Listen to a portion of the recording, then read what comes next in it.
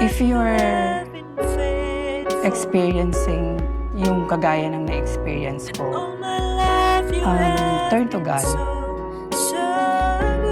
Not turn away from Him. Seek Him. Kasi si God talagang nakikinig siya sa mga prayer.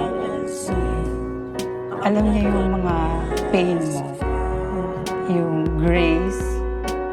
Ibibigay niya sa'yo yung truth, tsaka yung mercy na hindi natin kayang ibigay sa iba. So, siya lang makakapagpuno nun. Yung love niya sa'yo is constant and eternal. Walang hangganan. Kung may pinagdadaanan ka na feeling mo end of the rope na, si God yung magdudugtong mo.